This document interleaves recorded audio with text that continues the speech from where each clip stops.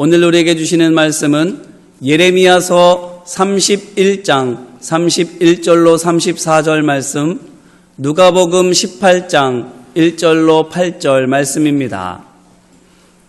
여호와의 말씀이니라. 보라, 날이 이르리니 내가 이스라엘 집과 유다 집에 새 언약을 맺으리라. 이 언약은 내가 그들의 조상들의 손을 잡고 애굽 땅에서 인도하여 내던 날에 맺은 것과 같지 아니할 것은 내가 그들의 남편이 되었어도 그들이 내 언약을 깨뜨렸음이라. 여호와의 말씀이니라. 그러나 그날 후에 내가 이스라엘 집과 맺을 언약은 이러하니 곧 내가 나의 법을 그들의 속에 두며 그들의 마음에 기록하여 나는 그들의 하나님이 되고 그들은 내 백성이 될 것이라. 여호와의 말씀이니라. 그들이 다시는 각기 이웃과 형제를 가르쳐 이르기를 너는 여호와를 알라 하지 아니하리니 이는 작은 자로부터 큰 자까지 다 나를 알기 때문이라. 내가 그들의 악행을 사하고 다시는 그 죄를 기억하지 아니하리라. 여호와의 말씀이니라. 아멘. 이어서 누가복음 18장 말씀입니다. 예수께서 그들에게 항상 기도하고 낙심하지 말아야 할 것을 비유로 말씀하여 이르시되 어떤 도시에 하나님을 두려워하지 않고 사람을 무시하는 한 재판장이 있는데 그 도시에 한 과부가 있어 자주 그에게 가서 내 원수에 대한 나의 원한을 풀어주소서 하되 그가 얼마 동안 듣지 아니하다가 후에 속으로 생각하되 내가 하나님을 두려워하지 않고 사람을 무시하나 이 과부가 나를 번거롭게 하니 내가 그 원한을 풀어주리라. 그렇지 않으면 늘 와서 나를 괴롭게 하리라 하였느니라. 주께서 또 이르시되 불의한 재판장이 말한 것을 들으라. 하물며 하나님께서 그 밤낮 부르짖는 택하신 자들의 원한을 풀어주지 아니하시겠느냐? 그들에게 오래 참으시겠느냐? 내가 너희에게 이르노니 속히 그 원한을 풀어주시리라. 그러나 인자가 올 때에 세상에서 믿음을 보겠느냐 하시니라. 아멘. 여행의 이유라고 하는 이영하라고 하는 사람의 에세이를 읽다가 어느 그곳에 책 한 권을 알게 되어졌는데 베스트셀러라고 해서 그 책을 읽게 되었습니다. 책 제목이 그림자를 판 사나이다라고 하는 제목이었습니다. 무슨 얘기인가 하니 주인공이었던 슐레밀이 어느 파티에 갔다가 이상한 제안을 받는데 어떤 사람이 당신 그림자를 내가 사겠다. 그림자를 팔라는 겁니다. 그리고 그 대가로 당신이 원하는 거를 마음대로 꺼내들 수 있는 자루 하나, 행운의 자루를 당신에게 드리겠다. 여러분이 그런 제안을 받는다면 어떻게 하시겠습니까? 아니 세상에 그림자 그 있으라 마나한 거라고 생각을 하니까 그 신경도 쓰지 않는 거 그걸 통해서 자기가 원하는 걸 마음대로 꺼내들 수 있는 행운의 자리를 하나 준다고 하니까 세상에 이런 딜이 어디 있겠어요. 그래서는 그렇게 하마. 그래서 그 사람에게 자기 그림자를 팔고 그리고 그 사람에게 행운의 자리를 얻게 됐습니다. 행운의 자리가 돌아왔으니까 정말 하고 싶은 일을 마음대로 할 수 있는 일을 이제 꺼내 쓸 수가 있게. 그래서 자기 명예를 높이고 지식을 높이고. 그래서 그 시대에 한 백작이 되어졌고 시골 농가에 살던 그가 성 안에 들어가 살게 되었습니다. 문제가 생겼습니다. 모든 사람이 다 그림자가 있는데 이 사람만 그림자가 없는 거예요. 그러니까 사람들이 이상하게 생각하는 거예요. 저 사람이 정말 사람인가? 이런 생각으로부터 이상하다. 저 사람은 왜 그림자가 없을까? 점점 거리가 멀어지기 시작했어요. 다 그림자가 있는데 그림자가 없는 거예요. 그러다 보니까 사람들이 자기를 가까이 하지 않는다는 것을 알게 되어졌고 누가 말하지 않아도 저절로 왕따가 되어버리고 말았어요. 그 삶을 즐기는 것이 아니라 오히려 사람들을 만날 수가 없게 되어져 누군가의 도움이 없이는 외출도 할 수 없는 그런 지경이 되어져 버리고 말았어요. 결국은 그 성에서 그 사람들의 눈초리, 이상하게 보는 그 눈초리를 견디지 못하고 성으로부터 추방을 당하게 됩니다. 아무래도 이렇게 살다가 안 되겠다 싶어서 이 백작이고 뭐고도 이게 다 소용이 없고 내 그림자를 되찾아야 되겠다고. 그래서 그림자를 되찾으러 가서 이 행운의 자를 돌려드릴 테니까 내 그림자 다시 돌려달라고. 그러니까 그가 이렇게 돌려줄 수 있는데, 그런데 하나 조건이 있다고. 당신이 죽으면 죽은 영혼을 내게 달라고 그렇게 이야기를 했어요. 아니, 영혼을 어떻게 팔아버립니까? 그럴 수가 없잖아요. 결국 그것도 되돌리지 못하고 결국 그림자 없는 인생으로 방랑자의 삶을 살아가게 됐다고 하는 짧은 이야기였습니다. 나도 책을 읽은 것이 책 속에 이야기를 한 것이기 때문에 제가 잘 전달이 됐는지는 모르겠지만, 그러나 그 이 얘기는 내 마음속에 지나가는 얘기가 아니었어요. 그림자. 아무도 소홀히 여기지 않은 그림자. 밟아도 되고 집어 던져도 되고. 그런데 그 그림자 없는 인생. 그게 뭘까? 그림자가 없다고 하는 것은, 그 소설이 이야기하려는 것은 영혼이 없는 사람. 그림자가 없다고 하는 것은 사람도 아닌 것이요. 사람인 것처럼 보여지지만 영혼이 없는 거니까. 난 우리들의 삶 속에 그 그림자가 뭘까? 그런 생각을 해보면서 하나님의 세상을 살면서 하나님 없이 살아가는 게 바로 그림자 없는 인생을 살아가는 게 아닌가. 자기 생명을 자기가 만든 게 아닌데 다 하나님 앞에 주어진 생명을 살고 있으면서도 그 하나님 없이 살아가려고 하는 거. 그래서 기도할 것도 없고 하나님 앞에 구할 것도 없는 그런 세상, 그런 인생. 그게 그림자 없는 삶을 이야기하고 있는 것은 아닌가라고 하는 생각을 하게 됐습니다. 오늘 복음서로 들어가 보겠습니다. 오늘 복음서는 누가복음인데, 우리가 아는 대로 누가복음 18장 기도에 대한 가르침을 주고 있는 대표적인 말씀입니다. 우리 한번 읽어볼까요? 1절 말씀 시작. 예수께서 그들에게 항상 기도하고 낙심하지 말아야 할 것을 비유로 말씀하여. 감사합니다. 자, 다 같이 이렇게 펼쳐놓고 읽어주셔서 감사합니다. 우리가 요즘에 영상으로 하니까 교회와도 성경 한 구절 읽어볼 기회가 없는 거, 그건 정말로 현대인의 불행이라고 생각이 되어져서 일부러 성경을 펴게 하는 겁니다. 잘 읽어주셨습니다. 우리가 아는 대로 이 말씀은 기도에 대한 가르침이고 기도를 강조하는 이야기인 것을 우리가 알고 있죠. 우리가 기도할 때 어떤 일이 생긴다? 낙심할 일이 생긴다. 그런데 기도는 낙심할 일이 생길 때가 있지만 그래도 낙심하지 말고 끊임없이 기도하라 라고 하는 말씀이 오늘 성경이 우리에게 주는 이야기인 것이죠. 우리가 기도할 때 낙심할 때가 얼마나 많이 있어요. 절망할 때 많이 있잖아요. 하나님이 침묵하실 때, 하나님이 응답하실 때, 이렇게 이 말씀을 생각하면서 제가 때때로 제가 말을 들을 때가 있어요. 제가 이렇게 전화할 때 보면은 내가 아마 말을 안 하고 가만히 있을 때가 있나 봐요.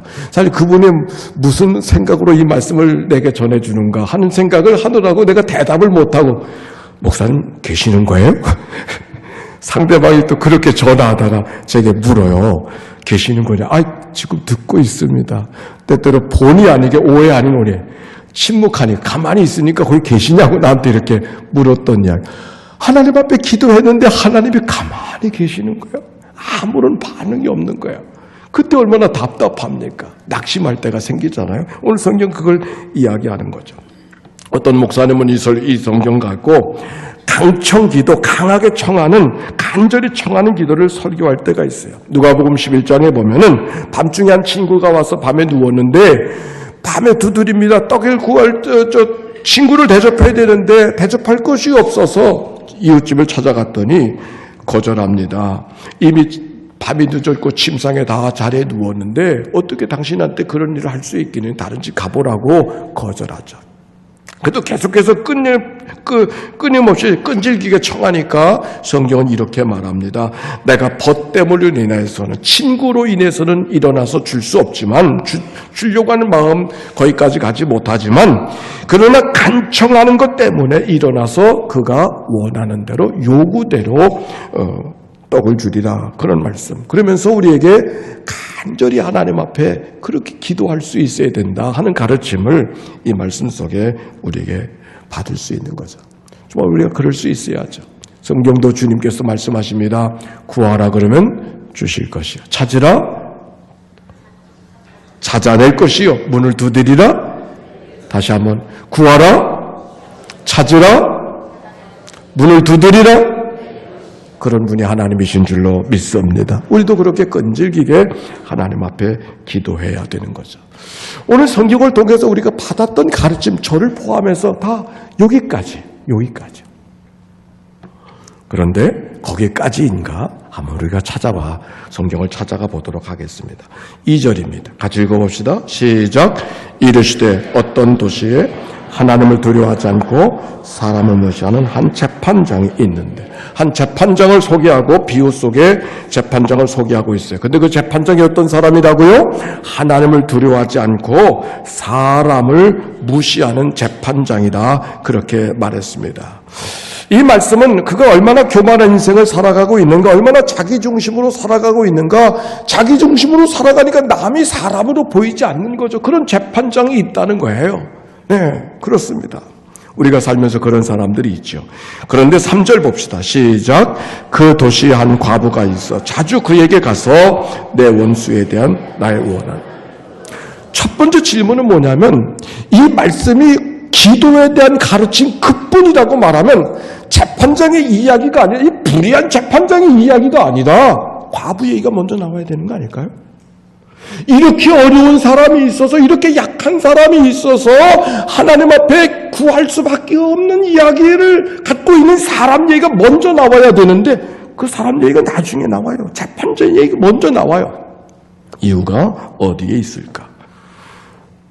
네, 그렇게 한번 생각해보고, 자, 성경을 생각해보면 성경시대의 과부, 얼마나 힘겨운 삶을 살아가야 될까? 도움 없이는 자기 인생을 살아갈 수 없는 사람이 과부 인생인 것이죠. 남자의 도움이 필요한데 남자의 도움을 구할 수가 없고 편들어주는 사람이 없는 그가 얼마나 많은 사람들이 지근거려서 그를 치근대고 있었을까 하는 생각도 해보게 되어집니다.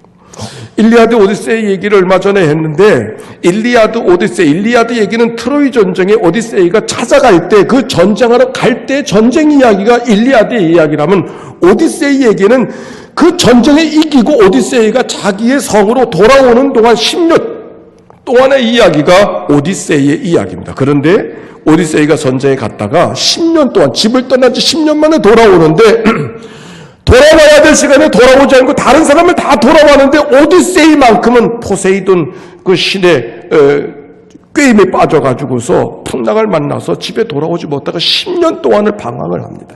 그래서 10년 동안 방황을 하다 겨우겨우 집에 돌아왔는데 어떤 일이 벌어졌는 거 아니 남편이 집을 떠난 지 벌써 10년, 20년이 되니까 20년 동안 아내 혼자 살고 있었습니다. 어떤 일이 벌어졌을까요? 페넬로프라고 하는 이 부인에게 많은 사람들이 당신 남편이 죽었으니까 기다리지 말라고, 나하고 결혼하라고 해서 주변에 구원자들이 108명이나 찾아와가지고 성 안에서 들이싸고 있으면서 날마다 음식 먹어가면서 재산을 축내가면서 치근덕거리는 이야기가 기록이 되어져 있더라. 난 그 얘기를 보면서 이래도 되는 세상이 그때였구나, 그런 생각. 혼자 사는 사람들의 한많은 이야기를 읽어볼 수 있는 그런 이야기인 것이죠. 여인이 바로 그런 삶을 살고 있지 않았을까? 특별히 송사의 재판정에 억울해도 억울함을 호소할 수 없는 그 안타까운 여인의 모습. 이 여인이 어떤 억울한 일을 당했는지는 성경은 말하고 있지 않아요. 다만 한 가지 힌트를 얻을 수 있는 말은 성경 속에 반복되는 말이 있어요. 무슨 말? 원한이라고 하는.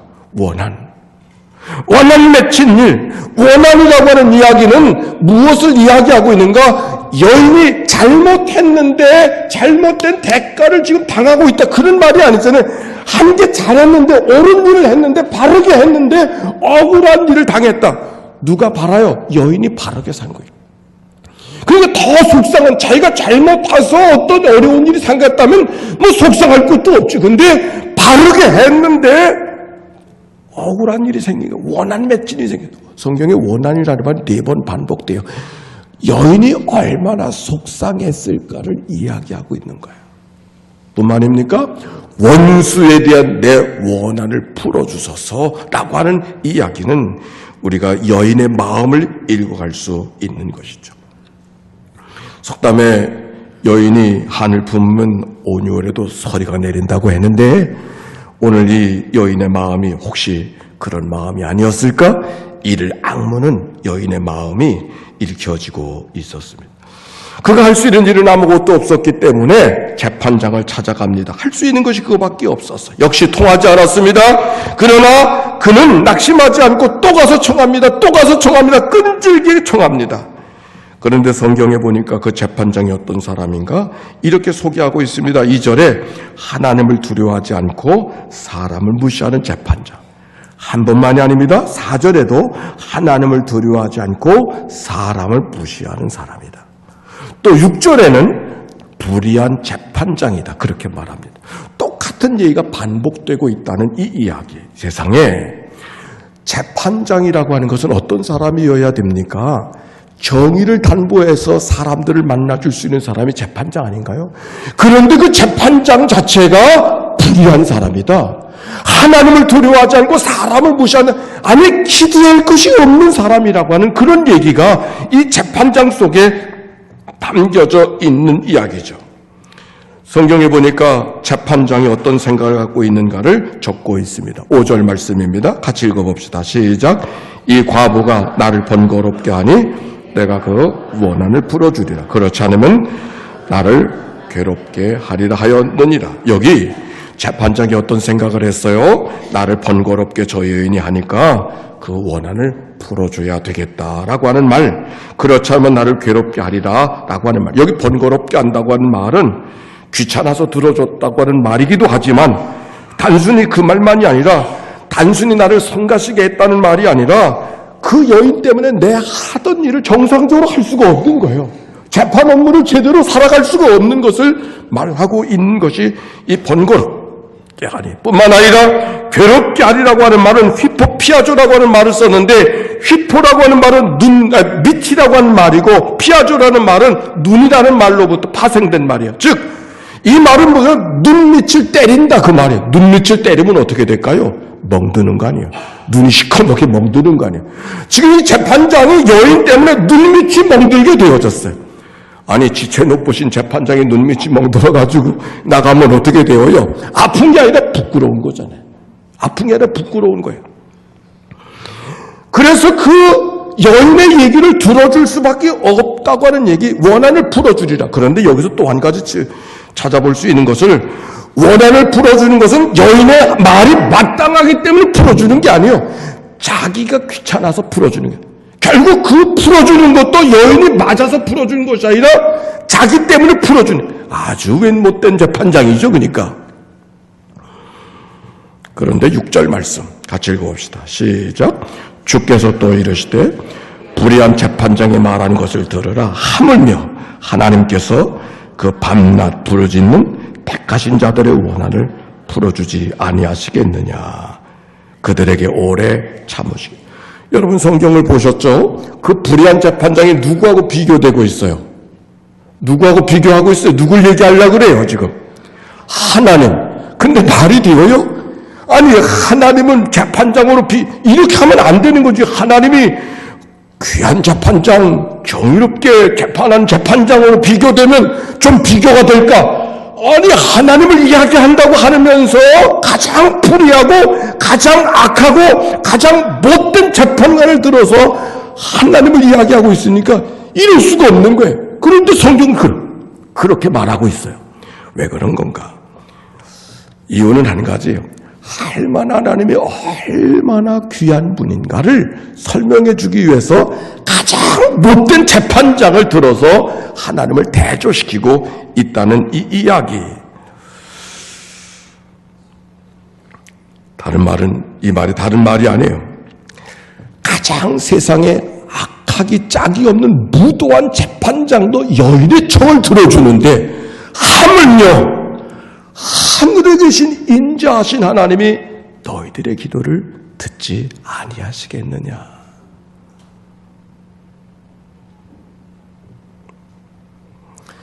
세상의 손가락질을 받는 재판장도 이해가지가 없는 그 여인의 청을 자기 때문에 들어줄 줄 아는데 하물며 사랑하는 택한 자들이 부르짖는 것을 하나님께서 들어주시지 않게, 그건 일도 아니다.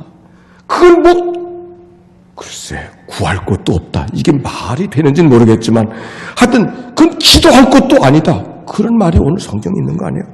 적어도 불의한 재판관을 들어서 하는 얘기는 그겁니다.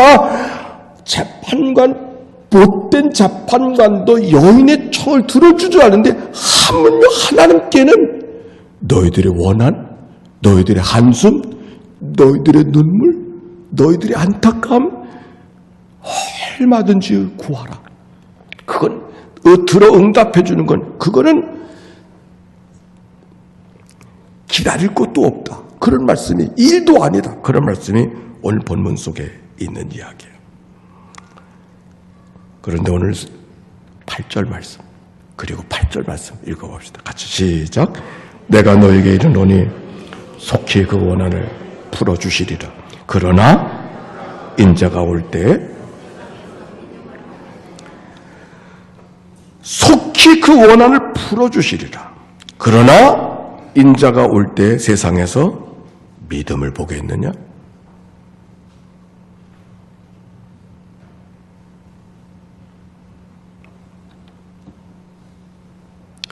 여러분 이 말씀 어떻게 생각하세요?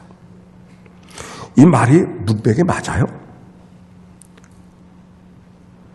원한을 풀어 속히 원한을 풀어주시리라? 하나님께서 들어 응답해 주시는 건 일도 아니라고 말씀해 놓고 그러나 인자가 올 때에 세상에서 그런 믿음을 보겠느냐? 믿음을 볼 수 있다는 말이에요? 볼 수 없다는 말이에요? 볼 수 없다는 말이잖아요. 앞뒤가 맞아요?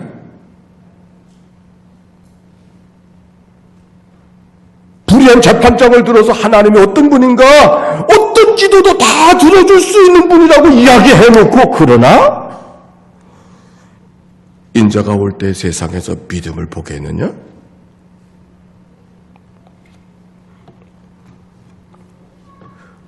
기도에 응답받는 일은 일도 아니라고 해놓고 정말 그렇게 기도할 수 있는 사람이 있겠는가?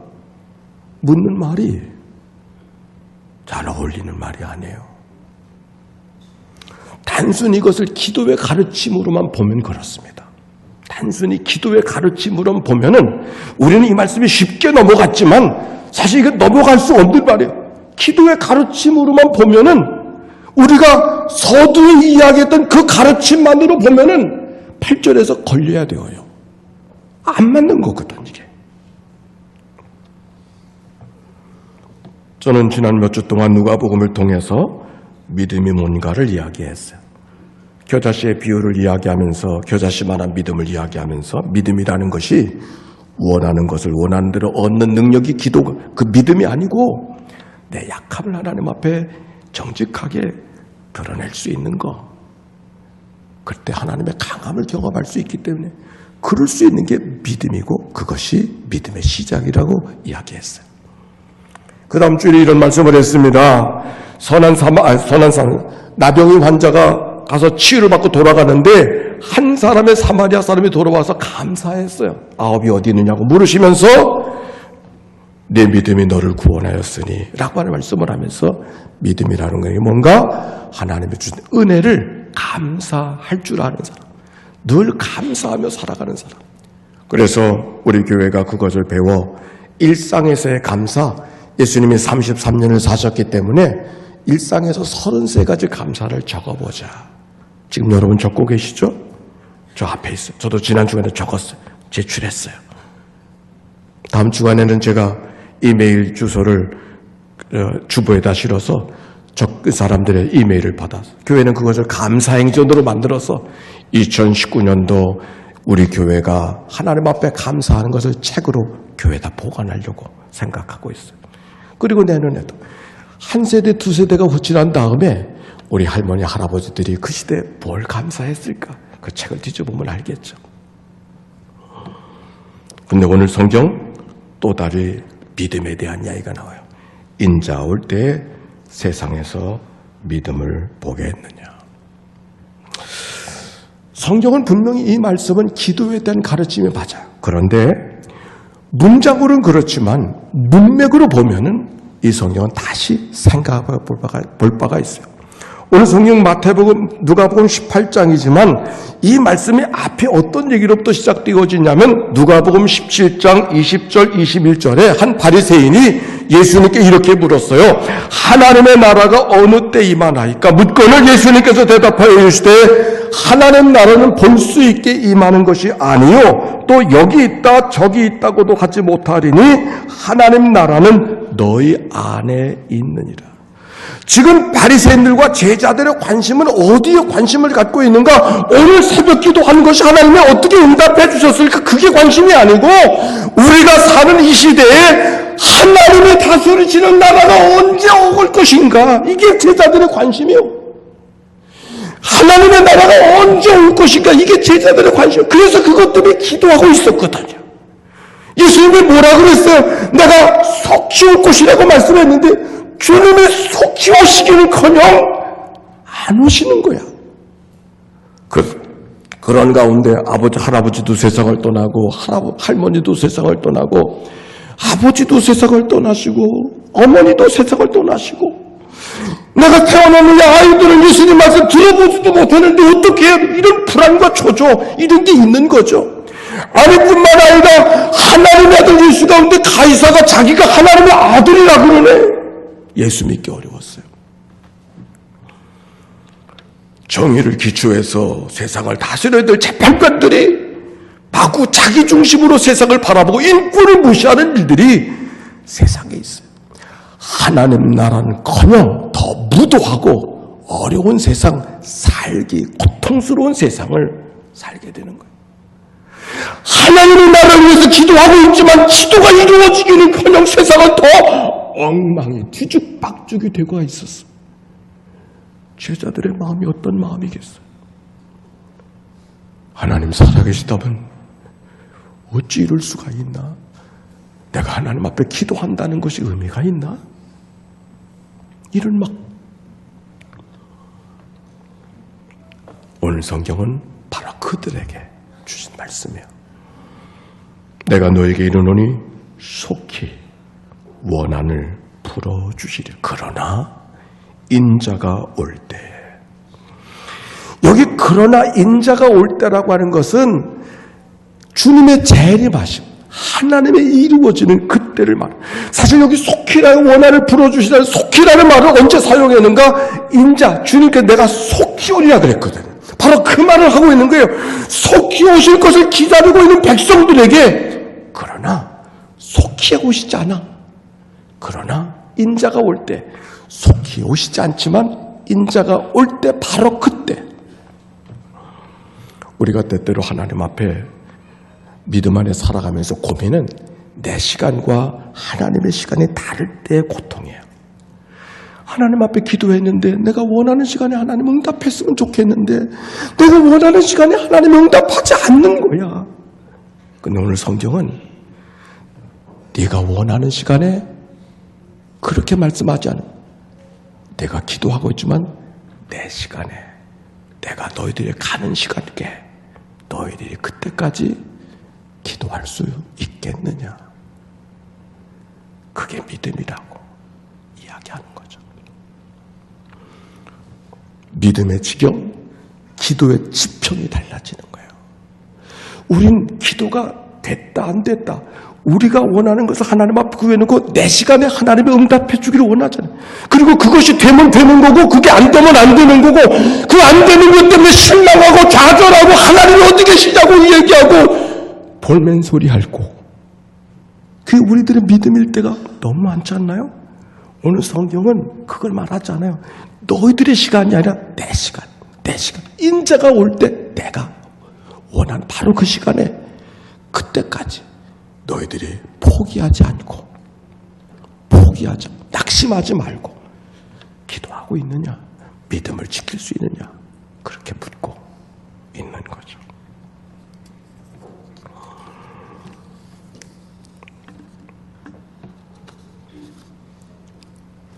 우리가 하나님 앞에 기도하지만 기도가 우리가 기도했다고 기도한 대로 이루어지지 않아서 실망할 때가 얼마나 많이 있습니까?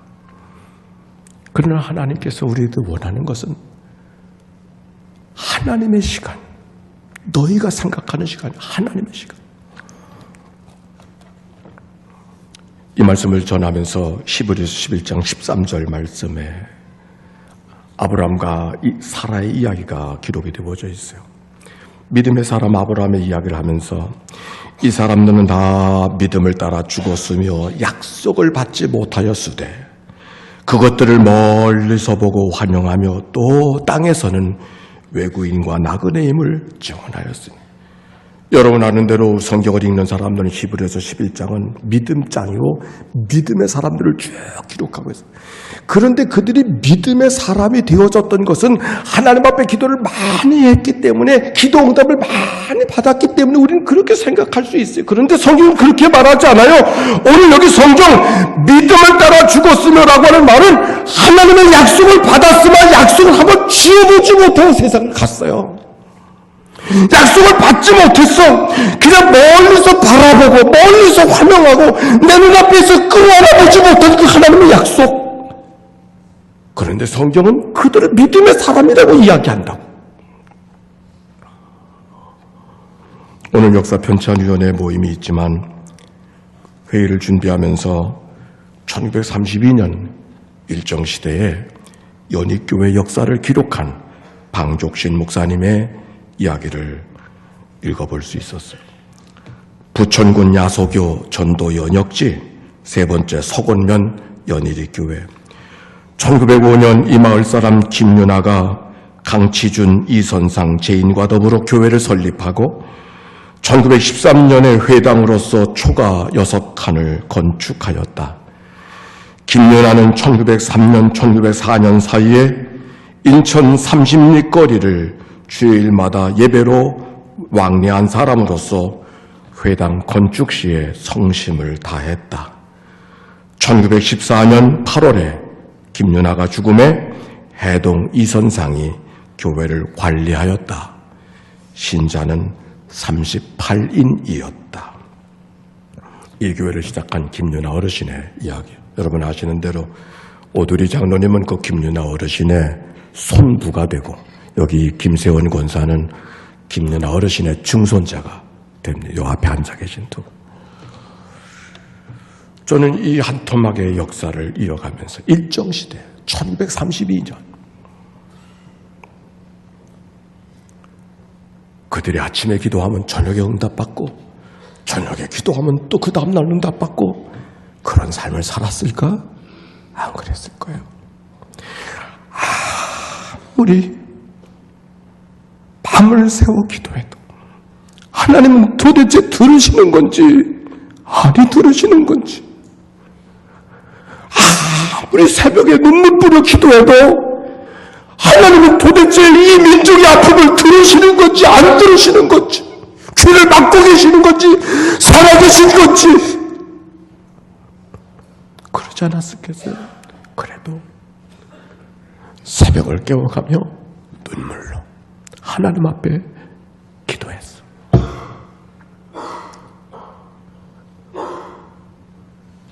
오늘 우리가 편안하게 예배할 수 있는 것은 우리가 뭘 했기 때문이 아니고 우리가 뭐 특별하게 뭘 했기 때문이 아니고 그렇게 하나님의 약속을 받긴 받았는데 한 번도 쥐어져 보지 못한 멀리서 바라보던 그들이 그래도 낙심하지 않고 포기하지 않고 뜨겁게 눈물로 새벽을 깨워가며 무릎을 꿇고 기도했던 그 기도에 믿음의 유산들이 교회에 있기 때문에 오늘도 우리가 예배하고 찬송하고 기도하는 거 아닐까?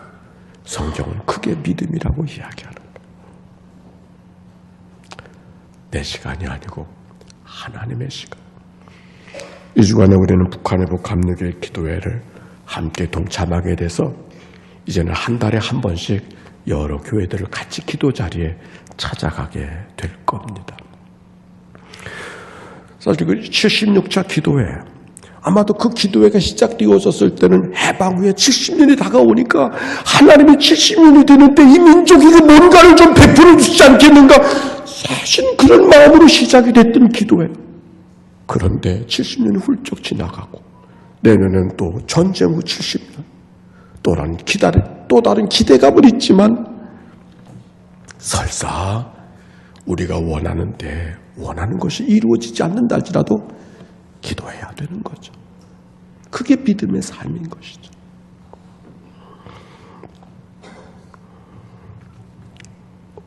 오늘 이 하나님의 교회 새해를 맞이하면서 그렇게 기도하는 사람이 이 교회에 있을 수 있다면, 그렇게 기도할 수 있는 사람이 이 교회에 가득할 수 있다면 얼마나 좋을까. 그 사람들이 새벽을 깨우고, 그 사람들이 교회 지도자가 되고, 그 사람들이 교회를 이끌어가는 지도자가 될 수 있다면 그 믿음의 사람들 얼마나 좋을까. 찬송합시다.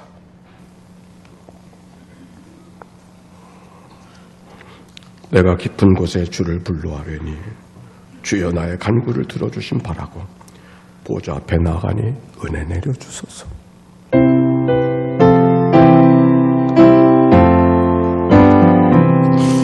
내가 깊은 곳에서 주를 불러하오니 주여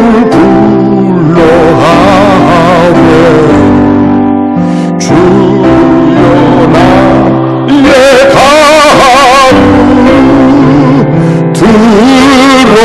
들어주심 바라고 보좌 앞에 나가니 은혜 내주소서. 주가 죄를 살피면 누가 능히 서리요. 오직 주만 먹은 용서하여 주시니 주님 앞에 떨면서 용서하십니다. 파수꾼이 새벽을 기다리고 바라도 나의 영혼 주님과 간절하게 바라네. 이스라엘 백성아 주를 바라보아. 주의 크신 은혜와 그의 능력 바라라. 주의 깊은 은총에 우리 구원이 있으니 변함없는 주님만 믿고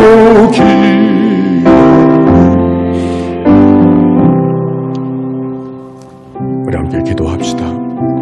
믿음은 기도할 만할 때 기도하는 것도 귀하지만 기도할 수 없을 때도, 절망할 때도, 낙심이 될 때도 하나님 앞에 기도할 수 있는 것, 하나님과 연결하는 끈을 잊어버리지 않는 것, 그리고 주님과 친밀하게 살아가는 것, 주일만이 아니라 날마다 하루하루 주와 더불어 연다는 것이 얼마나 귀한 일인가. 우리가 믿음의 삶을 인자가 올 때까지 볼 수 있겠느냐. 주님 말씀 앞에 우리가 섰습니다. 함께 기도로 나아가는 이 한 시간이 되기를 바랍니다. 기도합시다. 사랑이 많으시고 자비로우신 아버지 하나님, 우리의 연약함을 주님이 아십니다. 불의한 재판관으로 가득한 세상을 우리가 살아가고 있어서 세상을 원망하고 한탄하고 하나님이 살아계신 세상에 어쩌면 이룰 수 있느냐고 그렇게 우리가 이야기하면서 낙심할 때가 많지만, 그때도 하나님을 바라보고 의지하며 기도할 수 있는 저희들 되게 하여 주소서. 인자가 올 때에 믿음을 보게 있느냐고 하셨던 말씀하심을 우리가 듣게 해 주시옵시고, 그 믿음의 소유자들, 그 믿음의 증거자들이 내가 교회가 되도록 축복하여 주옵소서. 하나님 감사합니다.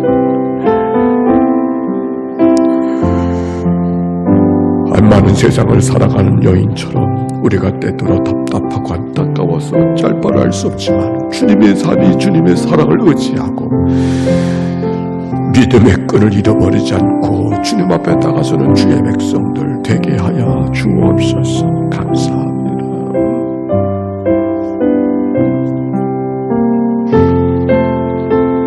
우리가 때때로 낙심하며 속으로 불안해할 때가 많이 있지만 세상의 모든 것들이 다 끊어진 연처럼 느껴질 때가 있지만 소망의 끈을 하나님께 잃어버리지 않고 기도의 자리 이어갈 수 있는 저희들 되게 해 주옵소서.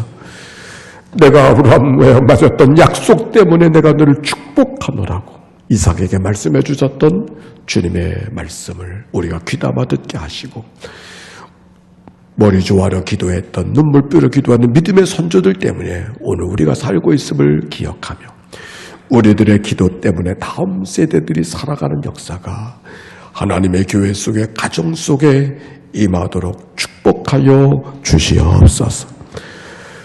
눈물과 아픔 안타까움이 가득한 세상, 이해할 수 없는 불의한 재판관들만 세상에 가득한 것처럼 보여지는, 세상에 나는 잘하는 것 같던데 세상의 이웃들은 왜 이렇게 살아가는가 느껴질 때가 있지만 하나님 그 안에서도 나를 돌아보게 하시고 하나님의 때를 기다리며 기도할 줄 아는 믿음의 사람들 우리가 되도록 인도해 주옵소서.